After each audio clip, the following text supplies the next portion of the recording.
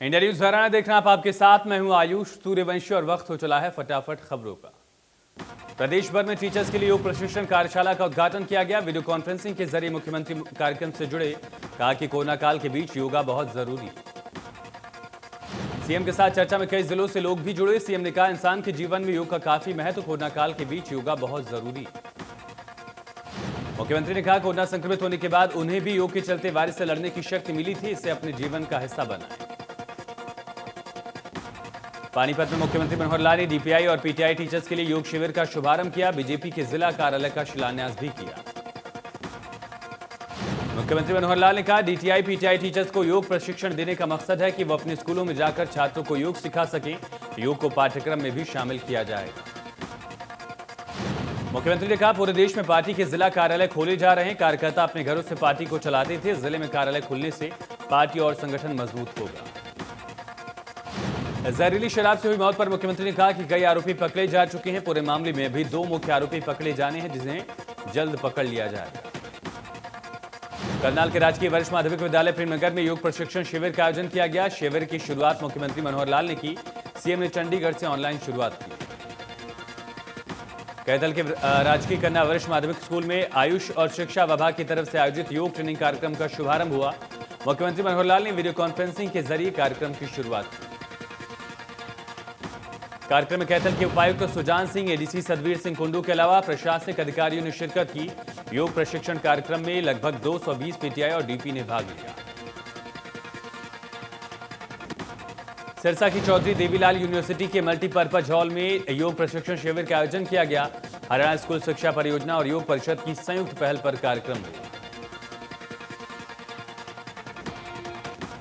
कार्यक्रम की अध्यक्षता अतिरिक्त उपायुक्त ने की। कार्यक्रम में मुख्यमंत्री मनोहर लाल ने वीडियो कॉन्फ्रेंसिंग के जरिए लोगों को संबोधित कर कहा कि योग को गांव-गांव तक पहुंचाने का सरकार का लक्ष्य।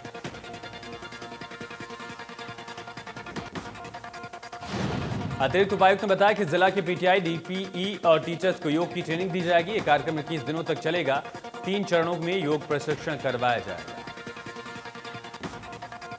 कांग्रेस के वरिष्ठ नेता अशोक अरोड़ा ने राइट टू रिकॉल बिल पर प्रतिक्रिया दी। कहा कि यह बिल लोगों को लगवाने का है, लेकिन राइट टू रिकॉल का प्रावधान सांसदों विधायकों के लिए भी होना चाहिए। जीत का दावा करते हुए अरोड़ा ने कहा, बड़ौदा उपचुनाव में कांग्रेस प्रत्याशी विजयी होगा, क्योंकि किसान विरोधी 3 बिल से जहां किसान आहत हैं, कर्मचारी और युवा वर्ग हताशा में।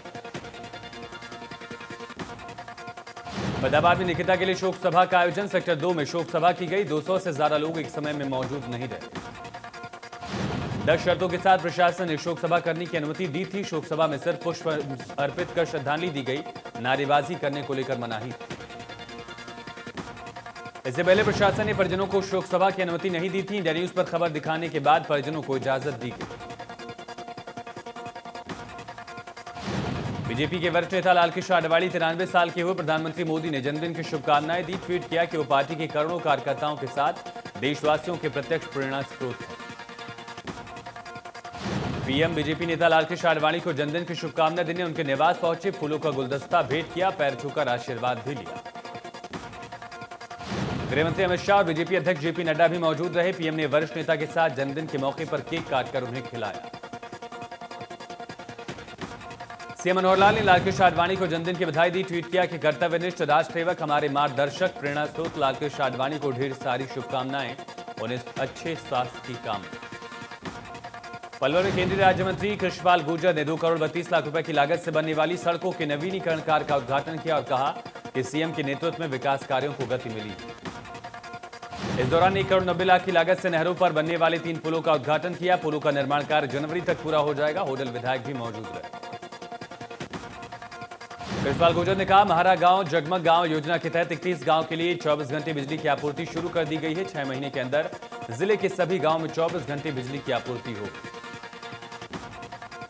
करनाल में स्ट्रीट गेम का आयोजन किया गया। गेम की शुरुआत करनाल के उपायुक्त निशांत यादव ने की। गेम का मकसद बच्चों को खेल के प्रति जागरूक करना था, ताकि बच्चे खिलाड़ी बनने से पहले बच्चे की तरह खेल का आनंद भी ले सकें।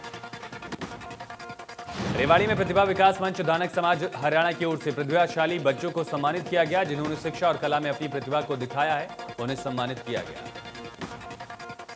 81,000 करोड़ की लागत से बनाए जा रहे दिल्ली मुंबई वडोदरा एक्सप्रेसवे के बीचों बीच मेवात इलाके में कर देने की मांग की जा रही। लोग भूख हड़ताल पर। अपने गांव को लेकर दर्जनों गांव के लोग प्रदर्शन कर रहे हैं। महिलाएं भी शामिल हैं। प्रदर्शनकारियों की ओर से 1 सप्ताह का अल्टीमेटम दिया गया। कहा गया कि मांगे नहीं मानी गई तो अनिश्चितकालीन धरना देंगे। मेवात के पिनगमा रोड की हालत बदहाल है। सड़क जर्जर होने के कारण लोगों को कहीं आने जाने में दिक्कत होती है। कई बार सड़क खराब होने की वजह से हादसे भी दिखे।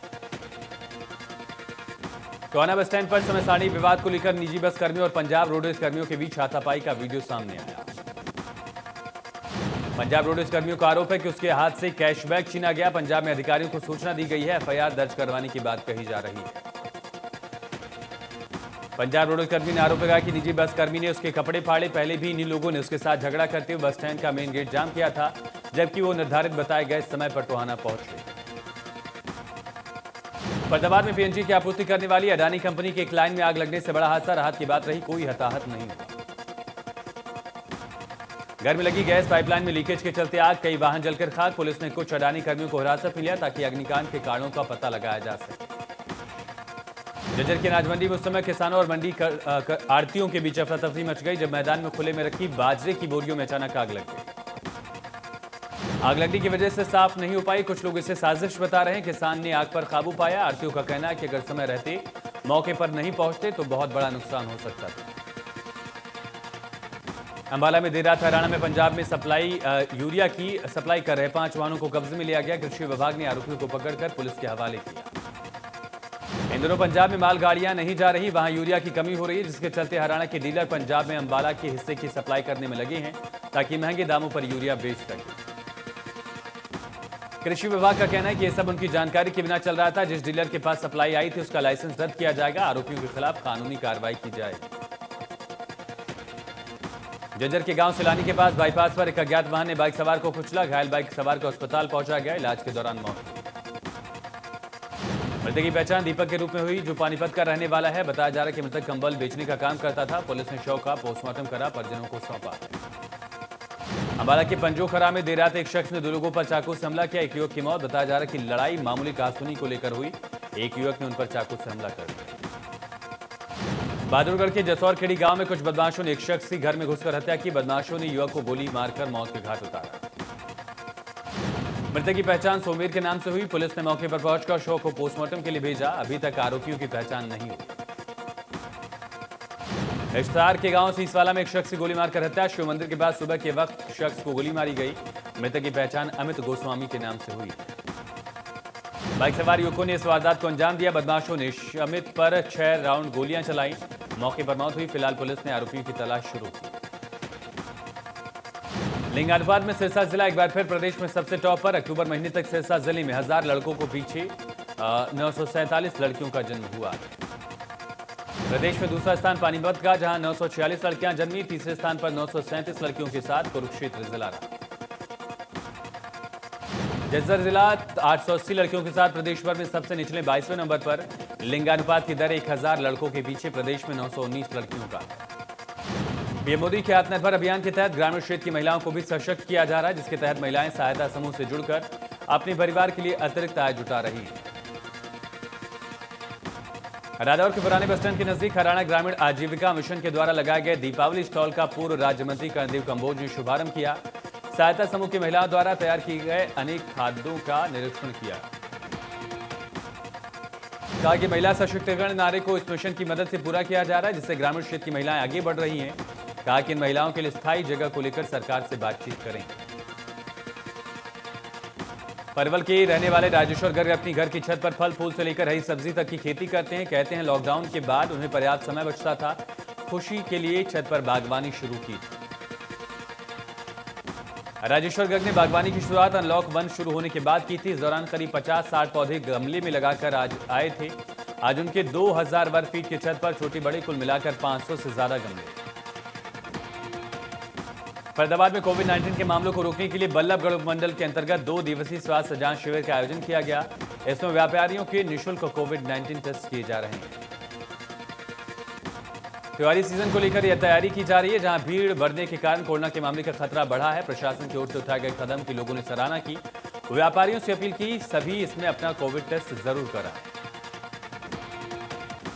फरीदाबाद में सर्दी का आगाज होते ही कोरोना महामारी का खतरा बढ़ा। इसके चलते कोरोना के मामलों में भारी उछाल।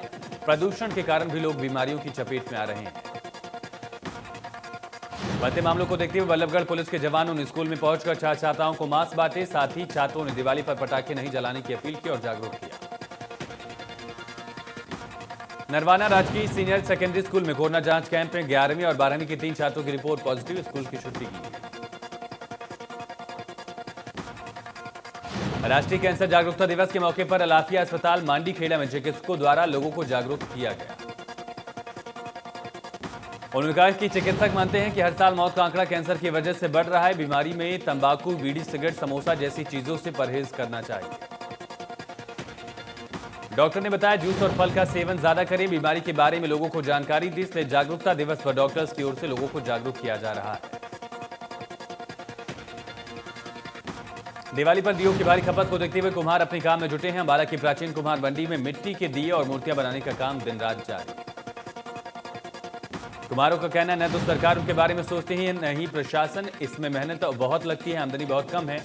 नई पीढ़ी इस काम को छोड़कर जा रही है। मिट्टी से बने सामान को बेचने वाले दुकानदारों का कहना है पहले ही कोरोना की वजह से व्यापार ठप पड़ा है। अब दिवाली आने पर कुछ उम्मीद जगी है। अभी तक मार्केट बिल्कुल ठंडा है, खरीदारों की कमी है। फरीदाबाद में शिक्षा अधिकारी की पहल। सरकारी स्कूलों में पढ़ने वाले 20 छात्राओं को जिला मौलिक शिक्षा अधिकारी की तरफ से ऑनलाइन पढ़ाई पूरी करने के लिए एंड्रॉयड फोन वितरित किए गए। कोरोना संक्रमण की वजह से स्कूलों में क्लास नहीं लग पा रही थी, जिसको देखते हुए ऑनलाइन क्लास के जरिए छात्रों की पढ़ाई कराई जा रही थी, लेकिन सभी छात्रों को ऑनलाइन शिक्षा का लाभ अभी तक नहीं मिल पा रहा था। हरियाणा सरकार की पहल पर शहीद पुलिसकर्मियों के फोटो उनके गृह क्षेत्र के सरकारी स्कूलों में लगाए जा रहे हैं, ताकि स्कूली बच्चे उनके फोटो देखकर उनके बारे में पढ़कर जीवन में कुछ सीख सके। फरीदाबाद में शहीद पुलिसकर्मी योगराज मेहता का फोटो राजकीय बाल माध्यमिक स्कूल में लगाया गया। मौके पर शहीद परिवार के परिजनों और पुलिस टीम ने फोटो का अनावरण कर श्रद्धांजलि दी। भिवानी के गांव प्रेमनगर में छात्रों के लिए खुशखबरी। चौधरी बंसीलाल यूनिवर्सिटी के 18 कोर्सेज में हर कोर्स में एक सीट पर छात्रों को दाखिला दिया जाएगा। यह घोषणा यूनिवर्सिटी के कुलपति ने की। उन्होंने कहा कि चौधरी बंसीलाल विश्वविद्यालय की कोशिश है कि शिक्षा के जरिए सामाजिक समस्याओं का समाधान निकले। ग्रामीणों ने कुलपति का आभार जताया। प्रधानमंत्री मोदी ने गुजरात को एक और तोहफा दिया। पीएम ने सूरत को सौराष्ट्र से जल मार्ग से जोड़ने वाले हजीरा घोघा रोपैक्स फेरी का उद्घाटन किया। हरी झंडी दिखाकर उद्घाटन किया गया। इस सेवा के शुरू होने से घोघा हजीरा के बीच सड़क मार्ग की जो दूरी 375 किलोमीटर की है, वो समंदर के रास्ते घटकर सिर्फ 90 किलोमीटर की रह जाएगी। 3 से 4 घंटे में दूरी तय होगी। पीएम ने कहा इस प्रोजेक्ट के शुरू होने से सौराष्ट्र, दक्षिण गुजरात दोनों ही क्षेत्रों के लोगों का बरसों का सपना पूरा हुआ। बरसों का इंतजार खत्म हुआ। पीएम मोदी ने कहा गुजरात में समुद्री कारोबार से जुड़े इंफ्रास्ट्रक्चर और कैपेसिटी बिल्डिंग पर तेजी से काम जारी है। सरकार का प्रयास घोघा दहेज के बीच फेरी सर्विस को जल्द फिर से शुरू करने का है।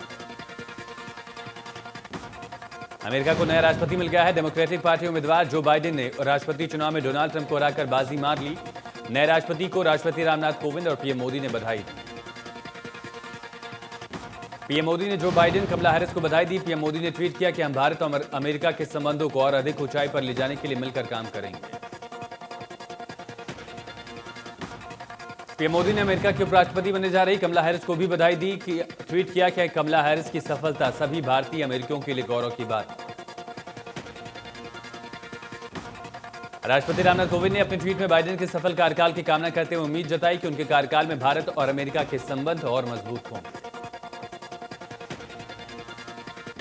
डोनाल्ड ट्रंप ने चुनाव प्रक्रिया में बड़े पैमाने पर धोखाधड़ी का आरोप लगाते हुए खुद की जीत का ट्वीट किया कि पर्यवेक्षकों को काउंटिंग रूम में घुसने की इजाजत नहीं दी गई। मुझे 7 करोड़ 10 लाख अवैध वोट मिले हैं। ये चुनाव मैंने जीता है। ट्रंप की पार्टी का आरोप था कि बड़ी संख्या में मेल इन बैलेट्स निर्धारित समय के बाद आए। नियम अनुसार जब वोटिंग खत्म हो चुकी थी, ट्रंप की मांग थी कि इन मतों की गिनती न की जाए। अमेरिका को संबोधित करते हुए बाइडेन ने कहा कि अब वक्त आ गया है आपसी कड़वाहटों को भुलाया जाए। चुनाव की वजह से जो तापमान बढ़ा था उसे कम किया जाए। हम फिर एक दूसरे से मिले। बाइडेन ने कहा कि वो वादा करते हैं वो ऐसे राष्ट्रपति बनेंगे जो देश और समाज को तोड़ेगा नहीं बल्कि जोड़ने की कोशिश करेंगे। अमेरिका के राज्यों को लाल और ब्लू के रूप में नहीं देखेंगे। प्रदेश में कोरोना के 2011 नए मामले सामने आए। 17 मरीजों की मौत हुई। प्रदेश में कोरोना का आंकड़ा 1,80,424 तक पहुंचा। प्रदेश में कोरोना के 15,713 एक्टिव केस, 24 घंटे में 1,638 मरीज रिकवर। अब तक प्रदेश में 1,62,814 मरीज ठीक हुए।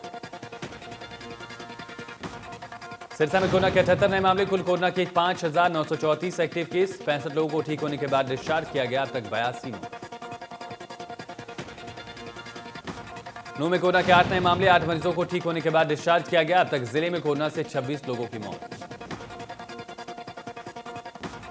देश में 24 घंटे में 46,153 नए केस, 557 मरीजों की मौत, 85,07,000 से ज्यादा टोटल केस, 5,11,000 से ज्यादा केस एक्टिव।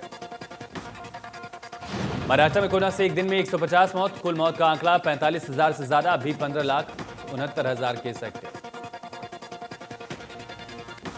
तमिलनाडु में कोरोना से आकार, एक दिन में आए 2,341 नए मामले, अभी 18,000 से ज्यादा केस एक्टिव, 11,324 से ज्यादा की मौत। उत्तर प्रदेश में एक दिन में मिले कोरोना के 1,894 नए केस, अब तक 4,65,250 से ज्यादा मरीज ठीक, 22,000 से ज्यादा एक्टिव केस। राजस्थान में कोरोना के 16,000 से ज्यादा केस एक्टिव, एक दिन में 1,841 नए मामले, मरीजों का आंकड़ा हुआ 2,09,000 के पार। दिल्ली में 24 घंटे में कोरोना के 6,953 नए केस, 79 लोगों की मौत, 40,000 से ज्यादा केस एक्टिव। आंध्र प्रदेश में एक दिन में आए कोरोना के 2,367 नए मरीज, मरीजों का आंकड़ा 8,40,000 के पार, 21,000 से ज्यादा केस एक्टिव। पूरी दुनिया में कोरोना का आंकड़ा 5 करोड़ 2 लाख के पार, अब तक 12 लाख से ज्यादा मरीजों ने गंवाई जान। दुनिया में 1 करोड़ 34 लाख के पार एक्टिव केस। अमेरिका में कुल कोरोना मरीजों की संख्या 1 करोड़ के पार, अब तक 64,41,000 से ज्यादा मरीज ठीक। कोरोना के मामले में ब्राजील तीसरे नंबर पर, अब तक 1,62,000 से ज्यादा मरीजों ने गंवाई जान। कुल मरीजों की संख्या 56,53,000 के पार। रूस में कुल कोरोना मरीजों की संख्या 17,53,000 के पार, अभी 4,10,000 से ज्यादा एक्टिव केस, 30,251 की।